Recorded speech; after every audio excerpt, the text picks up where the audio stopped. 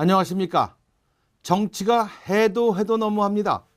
너무한 정도를 넘어 이상하기까지 합니다. 국민들이 지키는 법을 만드는 국회의원들이 자신들이 만들어 놓은 법조차 제대로 지키지 않는 상황까지 이르렀습니다. 18대 국회는 4년 내내 한 번도 법정기한 내에 예산안을 처리한 적이 없습니다. 지금은 자신들이 출마할 선거구를 결정하는 선거구 획정안조차 처리하지 못하고 있습니다. 여야 간 합의 정신은 사라진 지 오래됐습니다. 오직 정파 간 정쟁만 있을 뿐 정치의 기본이 되는 대화나 타협은 찾아볼 수가 없습니다. 전부가 아니면 전무입니다. 법정기한이라는 말은 그저 법전의 조항으로만 남아있을 뿐입니다.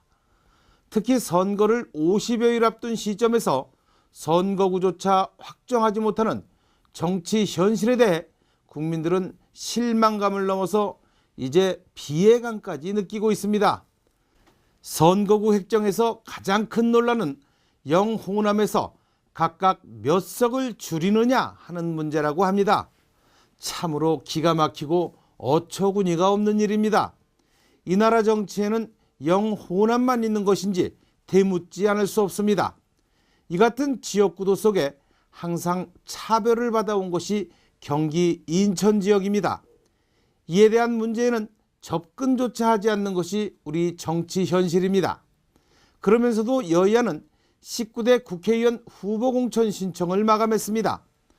마치 학교를 어떻게 지을지 설계도도 그려지지 않은 상황에서 학생들로부터 입학 원서를 받은 꼴입니다. 출마할 예비 후보들은 한마디 말도 하지 못한 채 마른 풀밭에 불이 타들어가듯 속만 태우고 있습니다. 이번에 처음 도입되는 재외선거 관리를 맡은 선거관리위원회도 명부 작성 시한이 지났지만 아무 일도 하지 못해 재선거 차질이 불가피하게 됐습니다. 여야가 당리당략에만 매달려 차일피일 미루다가 자신들이 정한 법정 시한까지 넘겨버렸습니다. 18대 국회 출범 초기 바꾸겠다, 선진국회로 거듭나겠다고 다짐을 했지만 4년이 지난 지금 달라진 것도 선진화된 것도 별로 눈에 띄지 않습니다.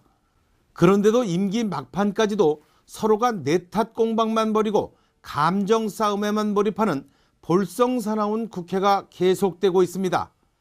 결국 18대 국회는 아무런 변화도 시도하지 못하고 시간 개념 없는 국회, 법 개념 없는 국회, 상대를 인정하지 않는 의회 무개념 국회, 자신들 중심의 국민 무개념 국회라는 온갖 비판 속에서 국민들의 심판을 받게 됐습니다. 이제 얼마 남지 않은 18대 국회 임기, 남은 임기만큼이라도 약속을 지키는 국회의 모습을 보여주길 국민들은 기대하고 있습니다. 3분 논평이었습니다. 고맙습니다.